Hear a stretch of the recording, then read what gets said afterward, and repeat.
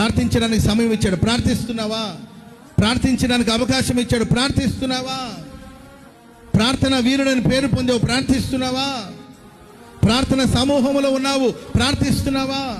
పరిశుద్ధాత్మను మనం పొందినప్పుడు ఉచ్చరింప శక్యము గాని మూలుగులతో ఆత్మ తానే మన పక్షమై విజ్ఞాపన చేస్తాడు. కనుక పరిశుద్ధాత్మ శక్తిని పొందుకొని ప్రార్థన చేయండి. కుటుంబం కోసం ప్రేయర్ చేయండి, పిల్లల కోసం ప్రార్థించండి, సంఘం కొరకు ప్రార్థన చేయండి, పరిశుద్ధుల కోసం ప్రార్థన చేయండి, దైవ సేవకుల కోసం ప్రార్థించండి, సంఘాల కొరకు ప్రార్థించండి. ప్రార్థించడానికి ఒక సమయాన్ని కేటాయించండి. మన సంపాదన కోసం లేకపోతే లోకం కోసం మనం ప్రయాసపడుతున్నాం అండ్ మన తిండి కోసం, మన నిద్ర కోసం సమయాన్ని వెచ్చిస్తున్నాం. దైవ కార్యాల కోసం సమయాన్ని కేటాయించండి. వాక్యాన్ని ధ్యానించడానికి, ప్రార్థించడానికి, విజ్ఞాపన చేయడానికి ఒక పేపర్లో రాసుకొని వివరాలను కూడా రోజులో ఏదో ఒక సమయంలో ప్రార్థించే ఆత్మ మనం కలిగి ఉండాలి.